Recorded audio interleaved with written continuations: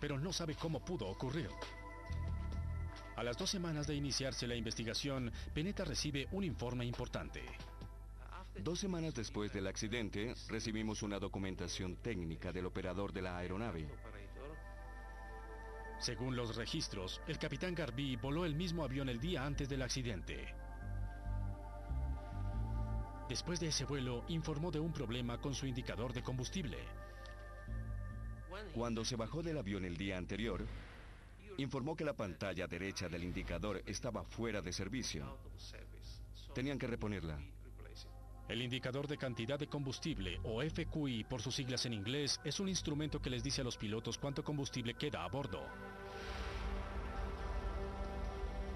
Las luces del FQI estaban fallando y el capitán Garvey hizo la anotación correspondiente en el registro de mantenimiento. Pudimos confirmar que el indicador de cantidad de combustible se cambió el día antes del siniestro. Del registro de mantenimiento surge la posibilidad de que el FQI que el mecánico instaló no fuera el indicado para el avión. No parece tener el número de modelo correcto. Tuninter vuela 2 modelos de aviones ATR, el ATR-42 y el ATR-72 más grande.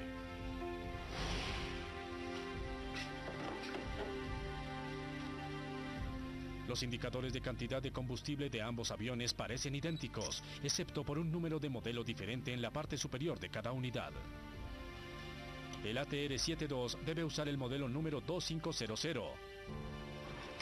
Pero según el registro, los mecánicos instalaron una unidad de modelo número 2250. El registro de mantenimiento de Tuninter es un indicio valioso.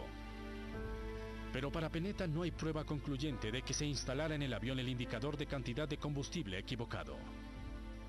Pudo ser un error en la documentación de la aeronave. Tenemos que probarlo. Solo hay una manera de saber con certeza si el vuelo 1153 tenía el indicador de cantidad de combustible correcto. Ir a buscarlo en el fondo del mar. Tenemos que recuperar los restos de la aeronave para ver físicamente cuál fue el indicador de cantidad de combustible instalado en el avión.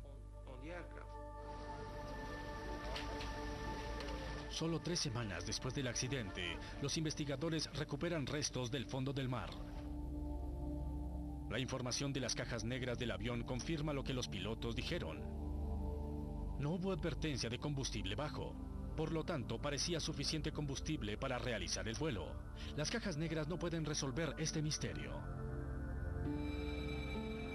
Los investigadores esperan que las secciones de cola y parte delantera del avión sí. Las suben a bordo de un buque naval.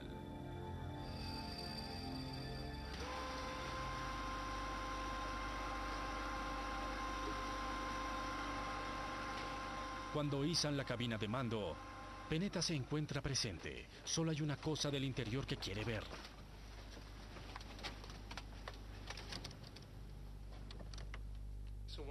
Cuando recuperaron los restos del fondo del mar y los subieron a la cubierta del buque, me di cuenta que el indicador de cantidad de combustible instalado sí era el de un ATR-42.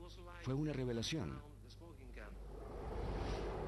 Un FQI equivocado se instaló en el vuelo 1153. Finalmente Peneta tiene la evidencia que buscaba. El indicador de cantidad de combustible del ATR recoge información de los sensores en los tanques y calcula cuánto combustible hay disponible. Pero debido a la diferencia de tamaño entre los tanques del 4.2 y el 7.2, los indicadores de cantidad de combustible no pueden intercambiarse entre los dos. Los técnicos hacen pruebas de reabastecimiento con el FQI equivocado instalado en un ATR-72. Y los resultados son escalofriantes.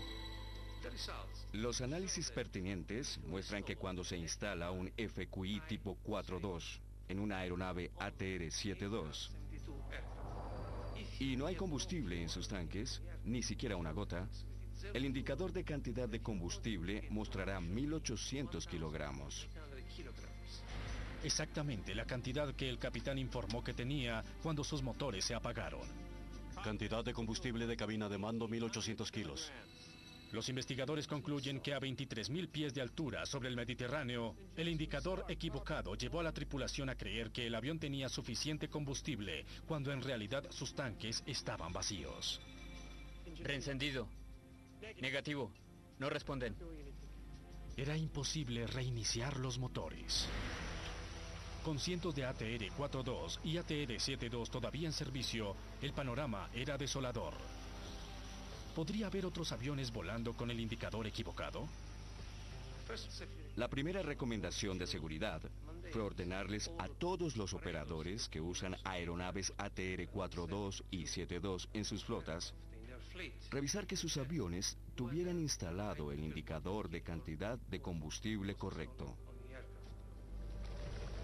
Penetta y Caldarelli descubrieron el error que llevó a que los dos motores del vuelo 1153 se apagaran en pleno vuelo.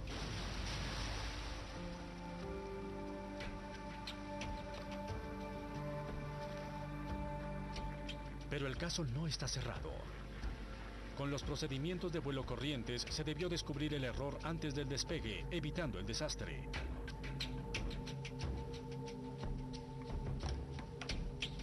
La aeronave del capitán Garbi entró en reparación en Túnez la noche antes del accidente. El FQI del avión indicaba 790 kilogramos de combustible en el tanque.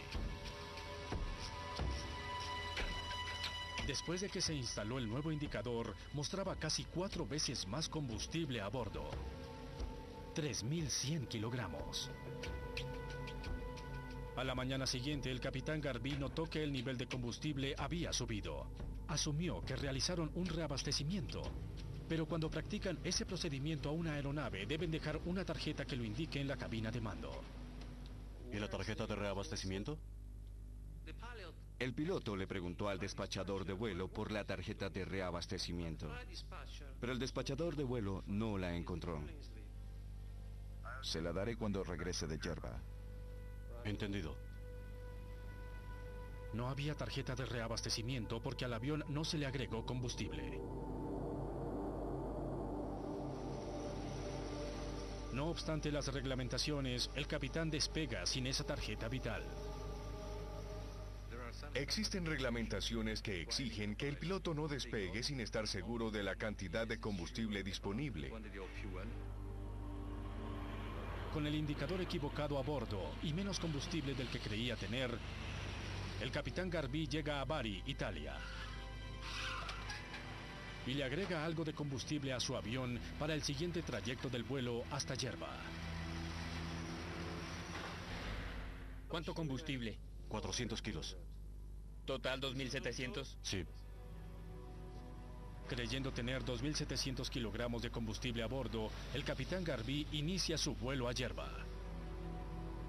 Si hubiese tenido instalado el indicador de cantidad de combustible correcto, el capitán habría sabido que solo tenía 540 kilogramos. Insuficientes para el viaje. Mayday, Mayday, TUI 1153. Tenemos ambos motores apagados. Solicito aterrizaje inmediato en Palermo.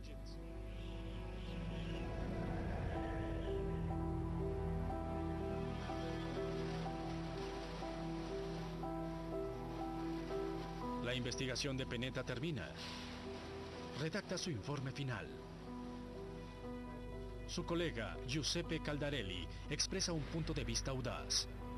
Aún sin combustible y con los motores apagados, el vuelo 1153 habría podido llegar a tierra. La aeronave estaba en una posición que le permitía llegar a Palermo. TUI 1153. Caldarelli se pregunta si los pilotos hicieron todo lo posible por llevar el avión a salvo hasta Palermo. TUI 1153. Los investigadores obtienen respuestas inesperadas al pedir a algunos pilotos de prueba que vuelen en condiciones idénticas. Bueno, estamos en graves problemas porque el segundo motor se apagó.